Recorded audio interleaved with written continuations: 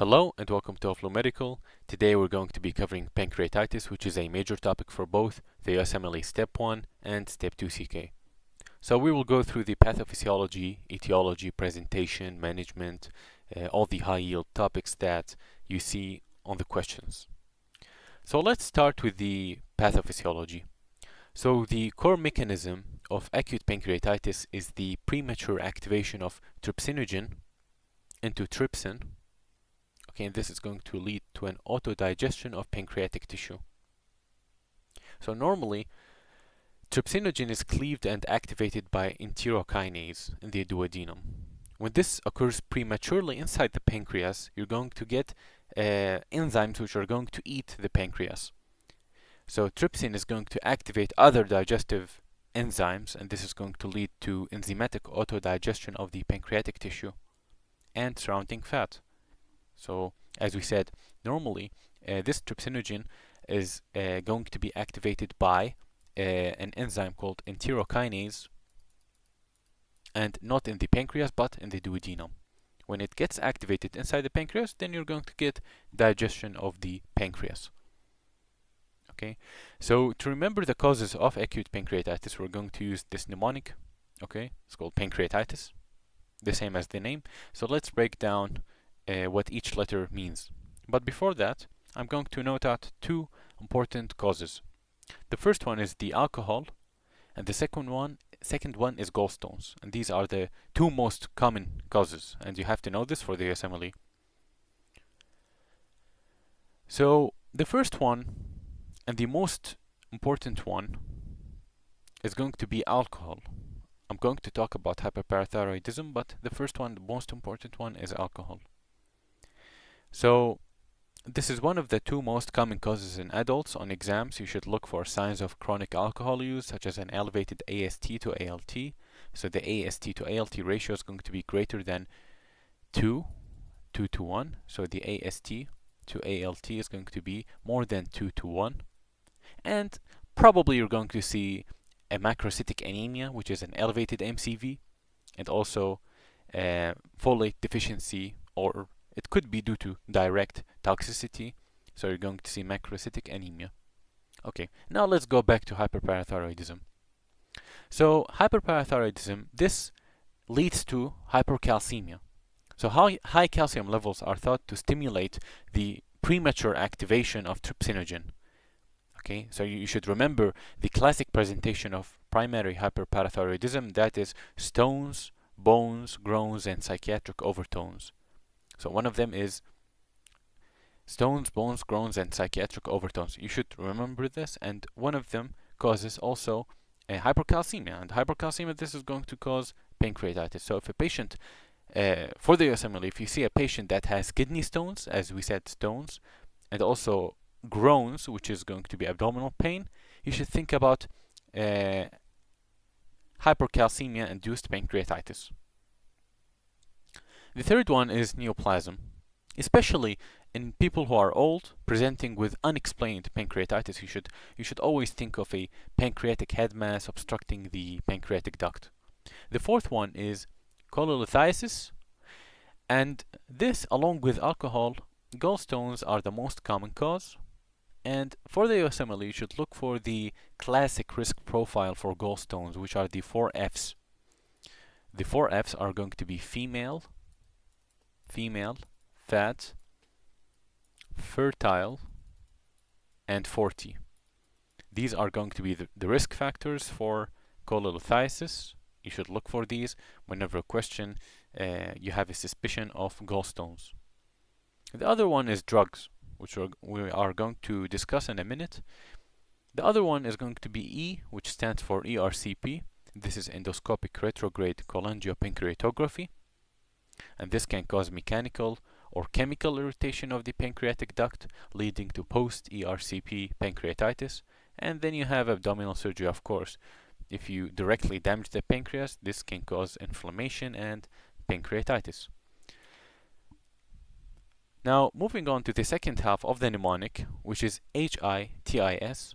The H stands for hypertriglyceridemia. This classically presents when triglyceride levels exceed 1000 milligrams per deciliter. Okay, and infections such as mumps, CMV, and Legionella.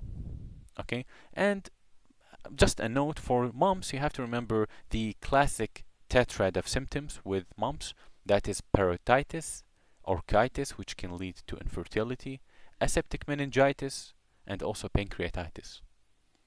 Then we have CMV and Legionella, and also trauma, such as a steering wheel or handlebar injury, and this is most common cause in children. You're going to see this, especially for the USMLE Step 1 in most question banks, and also the MBME forms, you're going to see this classic presentation.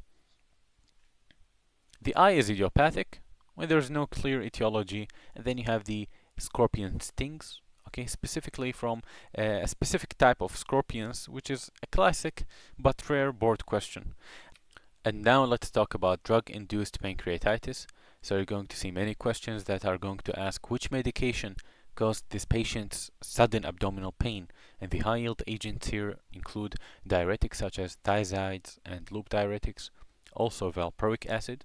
And you should remember that valproic acid, okay, it's an anticonvulsant. It is also associated with hepatotoxicity, weight gain, and it's highly teratogenic. It causes neural tube defects. And also immunosuppressants, such as azathioprine.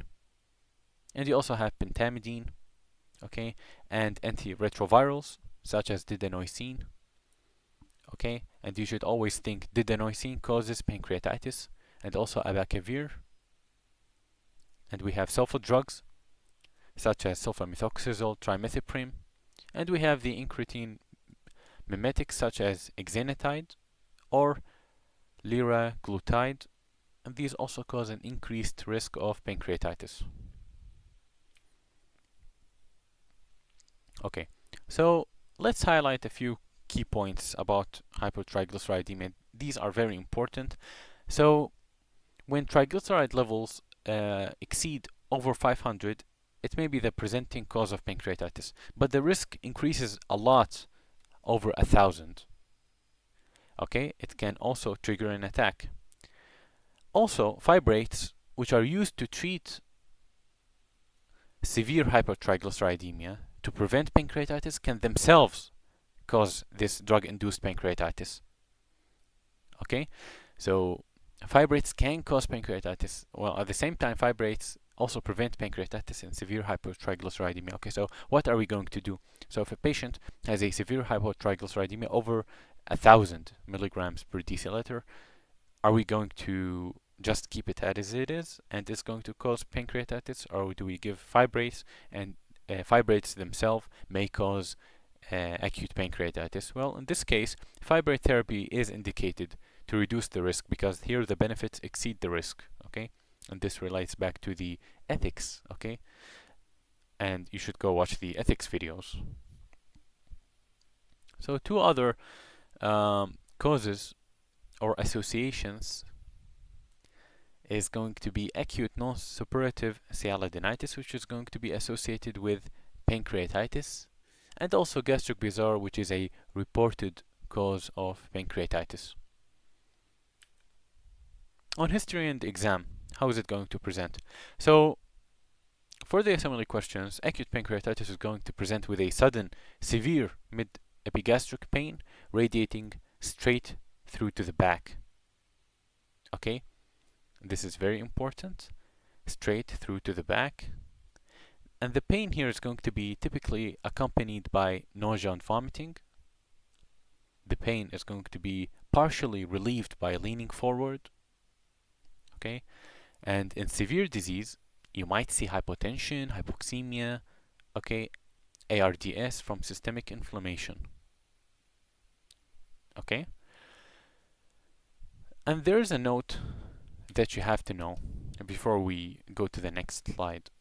So here, the release of pancreatic enzymes into the systemic circulation, this may cause ARDS, as we said. What does ARDS mean? This means acute respiratory distress syndrome. And this is also very important. So on physical exam, you're going to see two signs. Okay, you're going to see this sign, which is called the Gray-Turner sign, on the lateral part of the body, on the flank.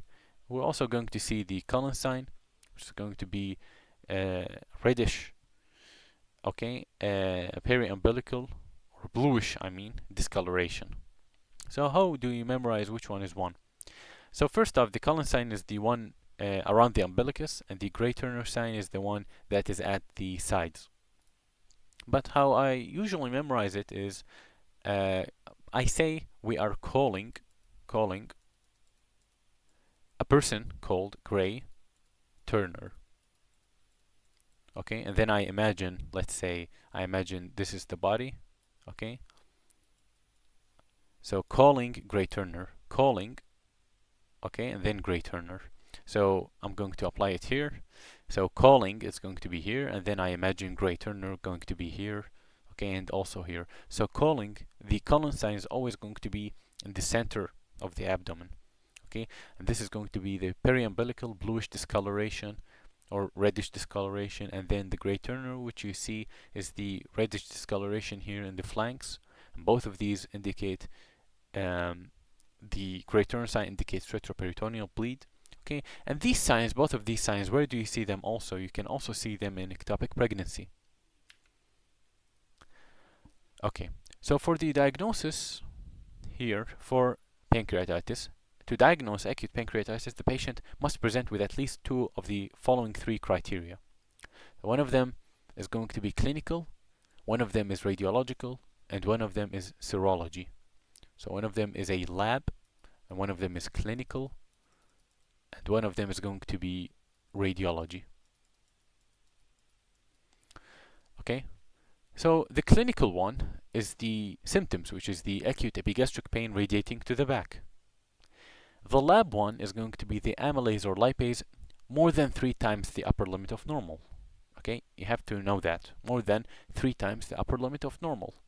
And then on the radiology is the imaging findings consistent with pancreatitis. Okay, where you see this is going to be the pancreas, and you see the extensive fluid collections. This is going to be acute pancreatitis. Okay, and I do have a note here for amylase or lipase. Sometimes for, especially for step 1, they say which one is more specific. Is it amylase or lipase? Well, here for the pancreas, you have to know that the lipase is more specific than amylase for pancreatic injury. Why? Because amylase is also produced by salivary glands, okay, such as in mumps or parotitis, but lipase is more specific, okay? And then the best test. So the best initial test for gallstones, if you suspect gallstones, then it's going to be the right upper quadrant ultrasound to evaluate for these gallstones or any ductal dilatation. And then the most accurate one is going to be the contrast enhanced CT of the abdomen. It's not always required for the initial diagnosis if the clinical presentation and labs are sufficient, okay? But it is the most accurate tool to evaluate for complications, as we said, for necrosis, hemorrhage, and abscess. And as we said, lipase is more specific than amylase, and sometimes if the laboratory workup shows an ALT level of above 150, then this is going to strongly suggest a gallstone etiology.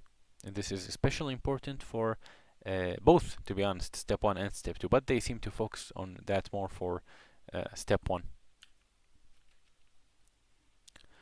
So now we have 2 points which are very important for step 2, not for step 1. Okay, so you have to know that most cases of acute pancreatitis are mild and self-limited, and some of them are severe, okay, and require an ICU admission, and the mortality may approach 50% in severe cases. Okay, so how do we know which one is mild, which one is moderate, which one is severe? We're going to use something called the Ranson criteria to predict the severity.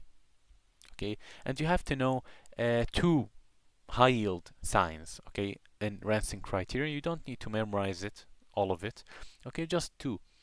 When you see an elevated or a rising BUN, this is going to be a key indicator of intravascular volume depletion and third spacing, and this means that you have a severe disease and a poor prognosis. And the other one, which is the most important one for this step 2, is hypocalcemia at 48 hours. Okay, so why does calcium drop? As we said, hypercalcemia is a risk factor for acute pancreatitis. But then, if a patient develops acute pancreatitis from this hypercalcemia, after a day or two, they might get hypocalcemia. Why? Like, why is the calcium levels high, and when you get the disease, they go low? So you have to know that active pancreatic lipase is going to break down the peripancreatic fats into what? Into free fatty acids. Okay, and these fatty acids are going to bind to calcium ions. They're going to form calcium soaps. This process is called saponification, and is going to deplete serum calcium. So if you see a sharp drop in calcium at 48 hours, this means there is a poor prognosis. Okay, that means it's a poor prognosis. And when you see hypomagnesemia and prerenal acute kidney injury from third spacing, this can also accompany severe attacks. Okay, now moving on to the treatment. So the management for acute pancreatitis primarily relies on aggressive supportive care. Okay, so supportive care is the foundation. Aggressive IV isotonic crystalloids within 12 to 48 hours. This is the single most critical step.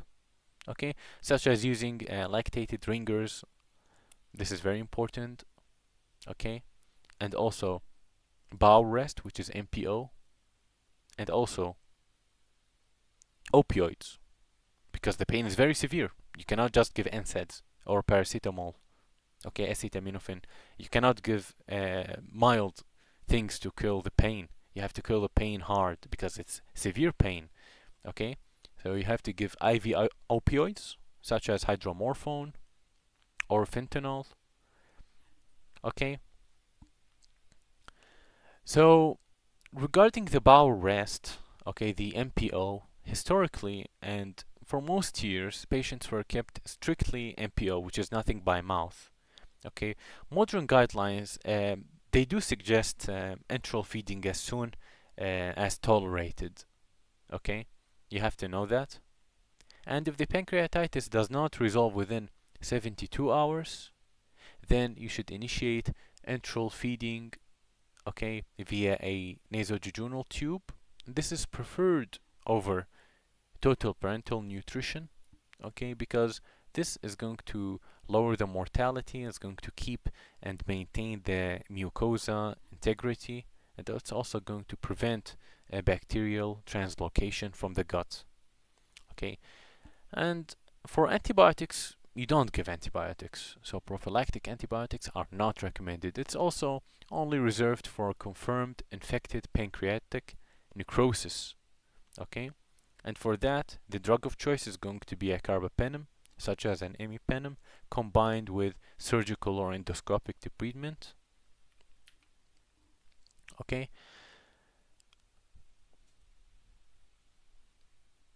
For gallstone pancreatitis, okay, what's the mechanism of it? So a gallstone is going to travel through the common bile duct and lodge at the ampulla of Vater, and this is going to obstruct both the pancreatic exocrine enzyme flow and bile flow. This is most common in females, often with a history of biliary colic, and you should treat the pancreatitis with supportive care as well. And before discharge, you're going to do an elective cholecystectomy, okay, to prevent recurrent attacks. Now let's talk about chronic pancreatitis, which is characterized by permanent, okay, irreversible parenchymal destruction, okay. What are the causes of it? It's chronic alcohol abuse in adults or cystic fibrosis in children. Okay? You're going to get attacks similar to acute pancreatitis, but they're going to be less severe. Okay? So you're going to get chronic epigastric pain, also weight loss, steatorrhea, fat-soluble vitamin deficiencies, and this is very important. Fat-soluble vitamin deficiencies, and this is vitamin E, D, A, and K. Okay? And also, you're going to get diabetes mellitus due to the destruction of the insulin-producing pancreatic islet cells. Before I move on to the diagnosis and treatment, if you've noticed, we've also said that the cause of chronic pancreatitis in children could be cystic fibrosis. Okay, cystic fibrosis, and this is, I think it's the most high-yield topic for step 1. They always bring that up. It's very important. You always see it in all the questions, in all the question banks, okay, in all the MBME forms. And this is very important. So you have to remember that cystic fibrosis is an autosomal recessive mutation of the, it was the CFTR gene. It's going to cause viscous, thick mucus secretions that's going to obstruct the pancreatic ducts, and the child is going to grow up with pancreatic insufficiency, also diabetes mellitus, and the most important one is fat-soluble vitamin deficiencies, and as we said, it's vitamins E, D, A, and K. Okay, so that's the presentation. Now moving on to the diagnosis. Okay, the amylase and lipases are often normal. This is unlike acute pancreatitis because here the gland is going to be burnt out and fibrotic. Okay, you're going to see pancreatic calcifications on X-ray and CT. Okay, as you can see here in this CT scan, this is going to be the pancreas. Okay, and you see, and here you see calcifications. This indicates chronic pancreatitis. Okay, and the most accurate functional test here is going to be the secretin stimulation test.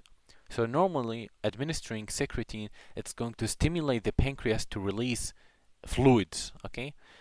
But in chronic pancreatitis, this response is going to be blunted. So we use the secretin stimulation test. And the treatment is going to consist of enzyme replacement, which is pancrealipase, and also modify the risk factors such as alcohol and smoking cessation, and also use insulin as needed because, as we said, it may lead to diabetes mellitus. Okay? Okay, so let's see the acute pancreatitis and chronic pancreatitis in short. Acute pancreatitis, you see an abrupt, severe pain, an increased lipase and amylase levels. On imaging, you see fluids surrounding the pancreas, fat stranding, necrosis, the complications, ARDS, shock, pseudocyst. While in chronic pancreatitis, we see persistent, recurrent pain. The enzymes are often normal. On imaging, you see calcifications. They sometimes also call it chain of lakes. This one is also called chain of lakes. And the complications, you see chronic pain, diabetes mellitus, and also pancreatic cancer. Okay. Now let's see the complications of pancreatitis. More complications. We have local complications and systemic complications. One of the local complications is the pancreatic pseudocyst, which is going to be a collection of amylase-rich fluid, enzyme-rich fluid, surrounded by a fibrous wall, okay, and it lacks an epithelial lining. That's why it's called a pseudocyst. Okay, so we're going to drain it if it's more than 5 centimeters or if it's symptomatic. And this typically forms 4 to 6 weeks after an acute attack. Okay, most of them resolve spontaneously. And as we said, interventions such as drainage is reserved for cysts that are larger than 5 centimeters or they are growing rapidly or causing symptoms such as obstruction or pain. Also, splenic vein thrombosis. So you have to know for the USMLE that the splenic vein runs directly posterior to the pancreas. This inflammation can cause local thrombosis of this vein. Okay, this is going to lead to blood backing up into the short gastric veins. Okay, and this is why you get isolated gastric varices in the fundus of the stomach. You should know that the rest of the portal system will have normal pressure. So if you see an exam patient presenting with GIT bleeding, gastric varices, and a history of chronic pancreatitis, then this is going to be the diagnosis and it carries a risk of major GI bleed. And then we have a very important but a rare complication, that is pancreatico-pleural fistula. This is an amylase-rich, left-sided, usually left-sided, exudative pleural effusion. Okay. The management here includes bowel rest to promote fistula closure, and also endoscopic retrograde cholangiopancreatography may be required, and systemic complications is ARDS and also hypocalcemia, hypomagnesemia, and pre-renal acute kidney injury from volume depletion. So now let's talk about pancreatic cysts and autoimmune pancreatitis. So as patients age, you can see incidental pancreatic cysts. Okay. Now these are benign; they don't cause anything, but we do look for red flags that suggests a malignant potential. And these red flags are going to be a size over 3 centimeters, solid components or calcifications, any main duct involvement, any thickened or irregular wall. And if you see these red flags, okay, you're going to do an endoscopic ultrasound guided biopsy or resection if it's a very high risk. And autoimmune pancreatitis, which is also called IgG4 related pancreatitis. Okay, this typically presents in older men with painless jaundice, weight loss, and then elevated IgG4. And the classic finding for that is a diffuse sausage-shaped enlargement of the pancreas on CT. This is also going to be associated with Sjogren's syndrome and primary sclerosing cholangitis. Okay, you have to know that this autoimmune pancreatitis, because it's autoimmune, if we give immunosuppressants, okay, and that's going to solve that. So this is going to respond to corticosteroids.